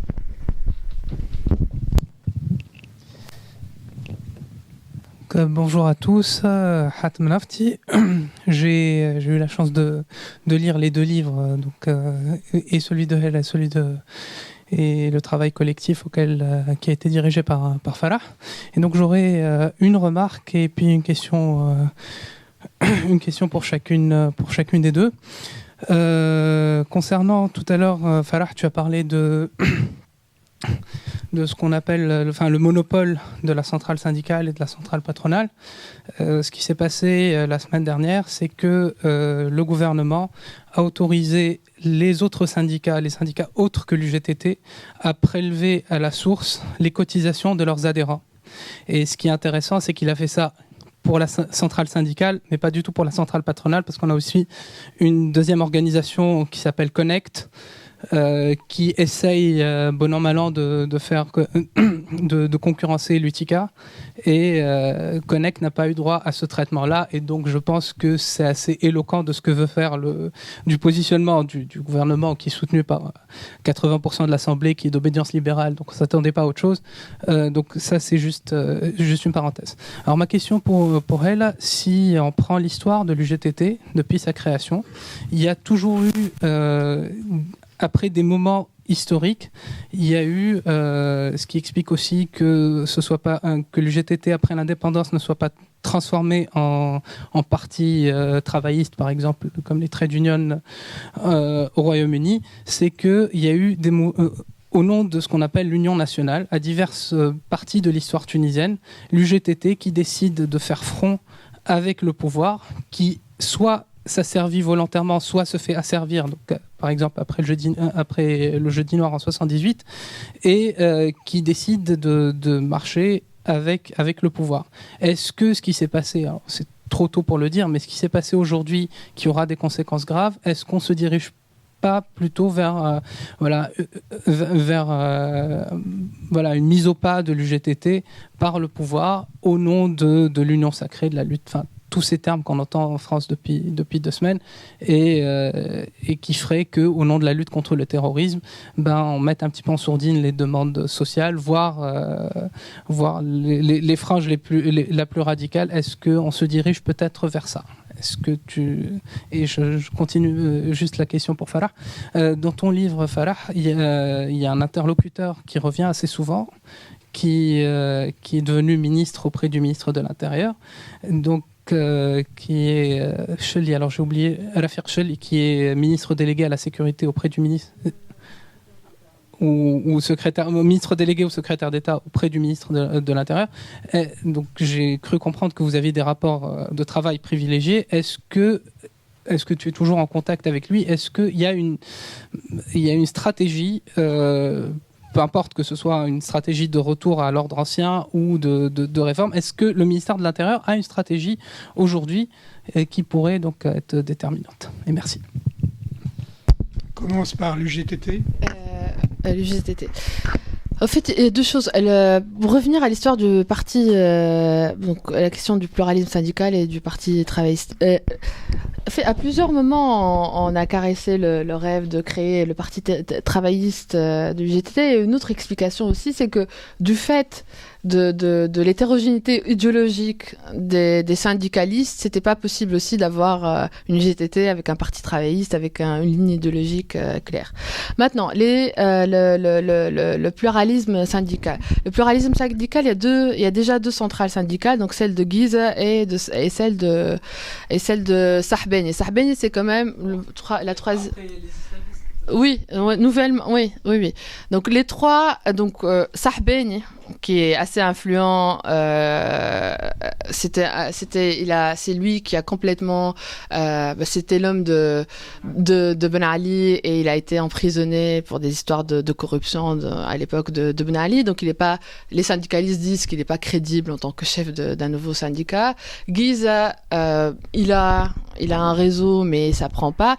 Alors moi ce que je vais dire pour répondre à cette question-là, je vais vous dire ce qu'en pensent les syndicalistes parce que là on peut avoir des visions différentes. Les syndicalistes vous disent chaque pays a son modèle syndical. Le syndicalisme suédois n'est pas du tout le syndicalisme américain, qui n'est pas du tout le syndicalisme français. Et nous, par rapport à notre expérience, il y a eu plusieurs, historiquement, mais depuis le début, il y a eu plusieurs. Depuis Bourguiba a créé des syndicats pour contrer à l'époque coloniale et après à l'époque de post-indépendance, et toutes ces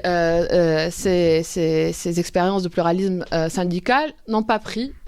Il vous donne plein d'explications par rapport à ça. Là, on ne sait pas, on ne peut pas savoir si ça va prendre ou pas. En tout cas, ce que disent les syndicalistes, c'est l'unité ouvrière est importante. Et nous, si on est fort, c'est parce qu'on a cette capacité-là de mobilisation. Il ne faut pas se leurrer. L'UGTT a réussi à mener le dialogue national parce que c'est la seule organisation qui est capable de mobiliser. Et ça, on l'oublie assez régulièrement. Et c'est là où je reviens aussi. Les partis politiques sont importants s'ils arrivent à s'organiser parce que l'organisation est une question fondamentale. On n'en parle pas assez, mais c'est la question fondamentale. Il faut avoir des ressources logistiques, organisationnelles et bien évidemment financières pour pouvoir peser sur les rapports de force. Deuxième question, c'est l'Union nationale. Là, ce qui est intéressant, c'est de voir que l'UGTT, ces derniers temps, ils n'ont pas perdu le nord. Là, les mobilisations syndicales à Sfax par rapport au secteur privé, il faut écouter le discours de Belgesem Ayari. En fait, là, de l'intérieur, ce qui s'est passé, c'est les dirigeants syndicaux. On leur a beaucoup reproché le fait d'avoir investi la centrale dans le dialogue national et d'avoir oublié les questions sociales. Donc là, ce qu'on voit, c'est un retour à la question sociale de manière très forte. Le discours de Ayar et Belgesem Ayar il n'y a pas longtemps est extraordinaire parce qu'il dit on reproche à l'UGTT les dérives corporatistes, ce qui est vrai, parce qu'on parle que d'augmentation salariale et on dit le pays en crise et tout. Et là, dans son discours, il a réussi à articuler enjeux d'augmentation salariale pour le secteur privé, et notamment pour les ouvrières qui sont dans le textile, les accords de l'ALECA en disant l'ALECA, donc les nouveaux accords avec les Européens, c'est plus de précarisation des ouvriers, on va tuer le tissu économique tunisien et tout. Et à la fin, il n'oublie pas l'UTICA en disant évasion fiscale, vous nous demandez à nous de faire des sacrifices parce qu'il y a le chômage, il y a une crise sociale. Commencez par nous montrer le chemin et on va suivre. Donc on ne peut pas demander à une couche sociale de faire des sacrifices alors que celle qui normalement doit le faire parce qu'elle a les moyens ne le fait pas.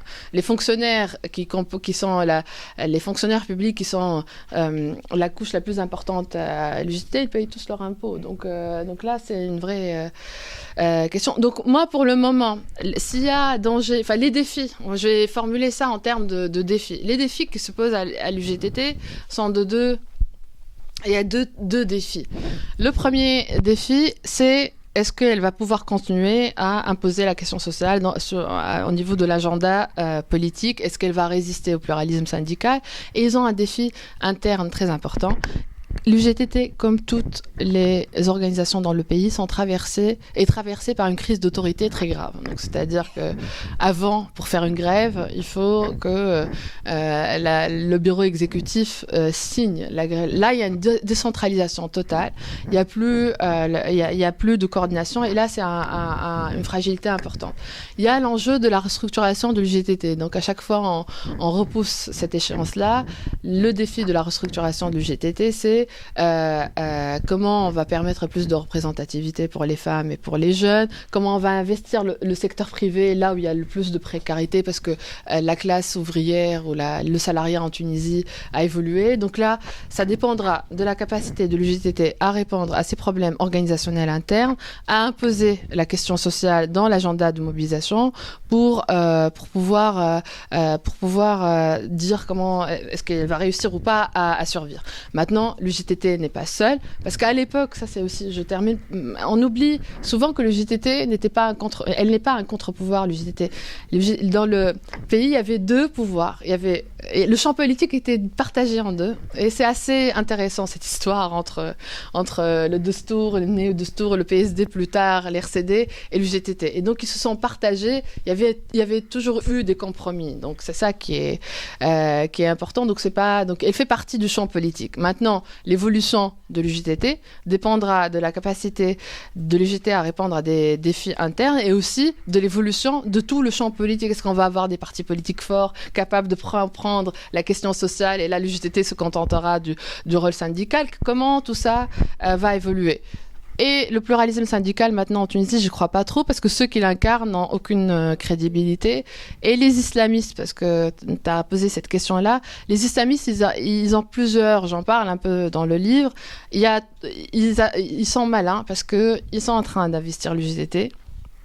Ils sont en train de créer d'autres syndicats. Ils sont dans les trois nouveaux syndicats, donc ils ne lâchent pas le mouvement syndical. Voilà. Merci. Le ministère de l'Intérieur, alors ? Alors, depuis les élections, nous n'avons pas été reçus au ministère de l'Intérieur. Je n'arrive pas à contacter M. Rafik Choli. Donc, très occupé. Voilà. Donc, par contre, nous avons été reçus par le ministre de la Défense et par le ministre de la Justice. Mais le ministère de l'Intérieur, on a beaucoup de mal. On a été reçus par la directrice de la coopération internationale après plusieurs mois après envoi de notre lettre de demande. Et on a dû repartir. Elle nous a demandé des détails, des machins. Donc, on n'a pas de relation privilégiée actuellement. On continue à mettre la pression pour reprendre une relation privilégiée, parce qu'à l'époque de Lotfi Benjedou, il était ouvert, il envoyait des gens et tout aux différents ateliers qu'on a fait. Avant, non, par contre, l'Araïev, pas du tout, il nous a boycottés, il ne voulait pas nous recevoir du tout. Donc là, on est... c'est différent, c'est-à-dire qu'on nous dit oui, bien sûr, c'est intéressant, vous avez raison, mais c'est tout, ça s'arrête là. Et on essaye, on continue. Surtout qu'on a un projet de mise en place d'un institut de formation en matière de gouvernance, de bonne gouvernance du secteur de la sécurité, qui va proposer des formations aux élus et aux différents fonctionnaires qui doivent apprendre, connaître ça au niveau des ministères clés, intérieur, justice, défense. Donc on a réellement besoin de les voir, parce qu'on veut faire le programme avec eux, par rapport à leurs besoins, identifier leurs besoins. Donc, mais on est en train de mettre la pression. On ne lâche pas. Je crois que j'ai dû envoyer 5 lettres jusqu'à maintenant, depuis 5 mois, quasiment une lettre par mois. Et on va continuer. et voilà. Mais c'est, bon, il y a aussi certains élus, pareil. Il a fallu que j'écrive sur Facebook et que je les nomme pour qu'ils réagissent. Oui, mais ouais, voilà. Merci. Autre question? Monsieur?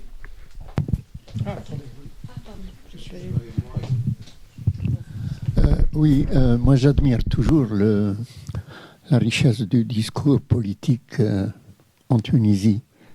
Je crois que c'est lié aussi au sens de la parole qu'on a là-bas par rapport à d'autres pays. Dans le mien, je suis algérien. Mais il y a une chose qui me manque, c'est des indications sur le plan économique.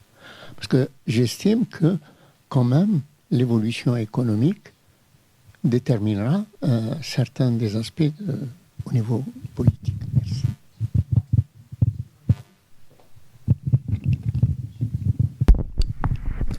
Peut-être on prend toutes les questions. Ouais.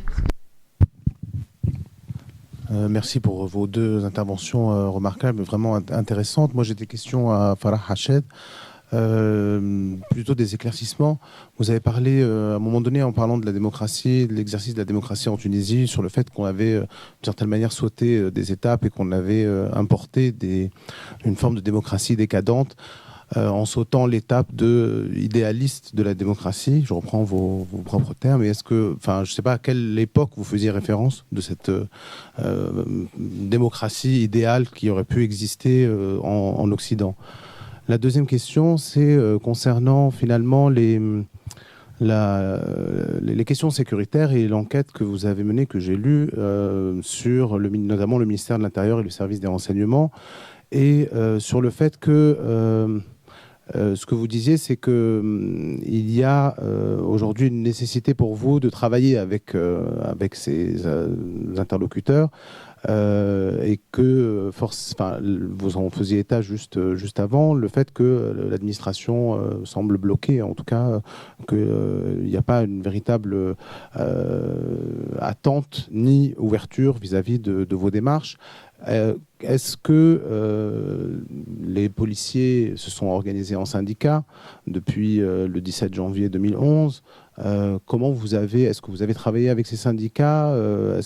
Puisque c'est aussi des revendications qui sont à la fois corporatistes, mais aussi qui émanent qui sont au croisement de demandes à la fois politiques, corporatistes et administratives.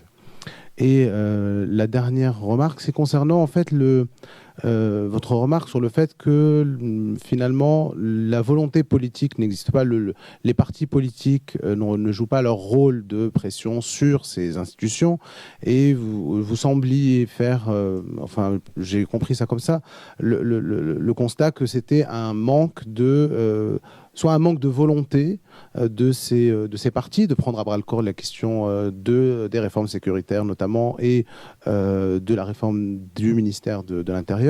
Est-ce qu'il n'y a pas aussi une autonomie très forte de ce secteur-là, le fait que c'est pas... quand bien même on aura des volontés politiques et notamment des volontés de partis ou même de ministres de réorganiser le ministère, est-ce qu'il n'y a pas finalement un fort effet d'inertie au sein même de l'administration, parce qu'on sait que dans ce ministère comme dans d'autres, quand bien même il y a des ministres qui passent, finalement ils ont un très grave problème de commandement et d'ordre, de mise en ordre, d'autorité. Alors sur l'économie, sur l'économie, je vais répondre en termes d'économie politique, en fait. Le modèle économique tunisien, c'était, comme le dit l'économiste Mouhoud, finalement, c'est un pacte entre l'élite économique locale, l'élite politique économique locale et l'élite européenne, qui s'est traduit par les accords de Euromed. Dans ces accords-là, on a financé des secteurs qui emploient une main-d'œuvre peu qualifiée, et dans des secteurs à faible valeur ajoutée, comme le tourisme et comme le textile. Et la contrepartie, c'était les Tunisiens devaient contrôler les frontières et lutter contre l'immigration clandestine. Et ce modèle-là, après la Révolution, on a dit le problème en Tunisie, c'est la corruption. Non, le problème en Tunisie, c'est la corruption, mais aussi des dysfonctionnements structurelles dans l'économie tunisienne qui n'ont pas été réglées, qui n'ont pas été abordées et qui n'ont même pas été sujet de débat. Donc ça, c'est ce qui est grave. Enfin, c'est un problème très grave. Après les élections, qu'est-ce qu'on a eu ? On a eu les partis politiques proposaient à peu près une continuité avec le même modèle économique de Ben Ali, avec quelque chose de très intéressant, c'est la capacité des islamistes, un peu sur le modèle de l'AKP en Turquie. En l'espace de 3 ans, ils ont réussi quand même à construire une élite économique pro-islamiste extraordinaire. Donc là, Choukri, on a travaillé là-dessus et c'est très intéressant de voir comment, en l'espace de 3 ans, donc ça c'est les impensés de la révolution. On a focalisé sur un certain nombre d'aspects, on a oublié l'aspect économique et la capacité et notamment la question de l'économie politique. Maintenant, qu'est-ce qu'on a ? On a au pouvoir les deux partis libéraux qui sont prêts à continuer avec la même logique économique en se partageant la rente entre eux aux dépens de toutes les questions sociales qu'on a évoquées. Il y a une deuxième aussi dimension qu'on n'a pas abordée, mais bon, moi je ne suis pas spécialiste, mais on l'aborde malheureusement pas quand on parle de la Tunisie, parce qu'on fait de la Tunisie une exception par rapport au monde arabe. Il n'y aura jamais de démocratie viable en Tunisie si la question régionale n'est pas réglée. On ne vit pas tout seul. Il y a la Libye à côté avec le chaos libyen, il y a l'Algérie à côté, et cette dimension-là est complètement absente du débat, et le fait d'en faire un modèle participe à déconnecter le pays des vrais enjeux régionaux. Ça, c'est aussi quelque chose à penser sur toutes les questions qu'on s'est posées sur l'évolution du champ politique en Tunisie. Merci. Juste une seconde, mais l'autre problème quand même de ce modèle économique, c'est qu'il ne suffit pas de le reprendre, il faut qu'il marche. Or, le problème aujourd'hui, c'est qu'il ne marche pas. Absolument. Et donc, le problème de la Tunisie, c'est qu'il lui faut trouver un modèle de rechange, et là-dessus, on n'a pas le sentiment ni que le débat avance beaucoup, ni que les aides extérieures soient prêtes à faire beaucoup d'efforts. Pour l'instant, la Tunisie marche pas très bien sur le plan économique, et elle marche avec une aide budgétaire très importante qui ne peut pas durer. Donc là, il y a un vrai problème, et je suis d'accord avec vous, ça vraiment va peser sur l'avenir. Farah ? Juste, si vous me permettez, par rapport à la question économique, avant de répondre aux questions sécuritaires, moi, je crois personnellement que la question, le problème économique ne date pas d'hier, ni de la Révolution, ni même de l'époque de Ben Ali. Ça date depuis avant la colonisation française en Tunisie. D'ailleurs, s'il y a eu colonisation, c'est à cause d'un problème économique. Et que avant la commission financière, quand il y a eu la commission... Il y a eu une commission, il y a eu quelque chose qu'on appelle la commission financière sur la Tunisie parce qu'elle était endettée jusqu'au cou, qu'il y avait de la corruption, etc. Et donc, en fait, j'ai l'impression que depuis avant 1869, donc depuis le début... on va dire début 1800, en fait, ça tombe, c'est au moment où la piraterie et le commerce des esclaves a été supprimé, aboli. On n'a pas trouvé notre voie. On a essayé par différentes choses, les impôts, les machins, mais j'ai l'impression qu'on n'a pas trouvé notre voie réellement et qu'il y a eu différents stades et que la colonisation a peut-être masqué certaines choses ou accentué d'autres choses avec cette prolétarisation très rapide. Bref, je crois personnellement que ça date vraiment pas d'hier en fait. Sinon, pour les questions, alors peut-être que moi j'idéalise, peut-être comme beaucoup d'enfants de 68 arts, j'ai tendance à un peu idéaliser une certaine période, mais c'est vrai que pour moi la période des années 70-80 où il y avait une société civile aussi importante, où, par exemple, en France, il y a eu la gauche qui est arrivée au pouvoir, où on a l'impression que les partis politiques mobilisaient beaucoup. Et que même, peut-être qu'ils étaient comme aujourd'hui, mais en tout cas, les gens, eux, y croyaient un peu. Ils étaient dans leurs idéaux, quoi. Et qu'aujourd'hui, il y a un manque de confiance réel. Enfin, peut-être que les structures n'ont pas changé et que c'est les perceptions qui ont changé. Je ne sais pas. Mais on a cette impression qu'il y a vraiment un manque de confiance et que c'est des boîtes, quoi. C'est des boîtes, ça peut être comme une entreprise qui fonctionne avec des frais. Enfin, des fois, on voit des trucs dans la presse sur les frais de X ou Y. C'est un peu fou, quoi. Voilà. Donc, c'est ça que je trouve un peu choquant. Moi, je trouve ça choquant que des gens qui sont dans les bureaux exécutifs de partis politiques en Tunisie prennent la première classe pour aller à Paris, par exemple. Je trouve ça choquant. Je vois pas pourquoi l'argent des militants devrait payer une première classe pour 2 heures de vol. Par exemple, hein. Donc, c'est des choses comme ça que je trouve assez choquant. Bon, par rapport aux syndicats, non. Et ça a été un parti pris dès le départ parce que, en fait, ces syndicats, ils ont été constitués dans une sorte de flou et dans une sorte d'ambiance assez bizarre où nous-mêmes, on ne savait pas quel syndicat avait quel agenda et qu'est-ce qu'il défendait exactement. Et il y a beaucoup d'anciens, de corrompus, qui ont investi ces syndicats, qui ont même été à l'origine parfois de certains de ces syndicats policiers. Donc, comme on n'avait pas les connaissances des gens pour savoir qui est qui, on ne voulait pas se faire manipuler non plus. Et aussi, l'idée était que les syndicats défendent les questions syndicales et que peut-être notre interlocuteur de choix était plutôt les fonctionnaires dans leur rôle de fonctionnaires, qu'ils soient syndiqués dans un syndicat, tant mieux ou tant pis, je veux dire, ça ne nous regarde pas. Donc on a pris ce parti pris. Maintenant, pour les partis politiques, ou plutôt la volonté politique. Alors, oui, bien sûr, il y a une inertie. Il y a une inertie, pas qu'au ministère de l'Intérieur, dans tous les ministères, dans toutes les administrations. C'est une lutte totale, c'est insupportable. Mais d'un autre côté, de mon point de vue, je le vois comme ça. Peut-être que si moi j'étais à la place du ministre, je ne parlerais pas comme ça. Bon, j'ai le beau rôle, je suis à l'extérieur, j'ai le droit de critiquer. Donc, je pense qu'il y a un manque de volonté ou un manque de savoir-faire, en fait, et un manque de courage. Parce que, oui, rentrer avec un bulldozer et dire, quelque part, moi, j'ai été élu sur quelque chose. Je l'applique, oui, c'est vrai, je risque de me faire jeter. Le ministre de la Justice s'est fait jeter pour d'autres choses, mais parce qu'il a eu le courage de rester sur sa position, en fait. Je suis désolée, c'est ça aussi, être politique, c'est avoir du courage et tenir le coup.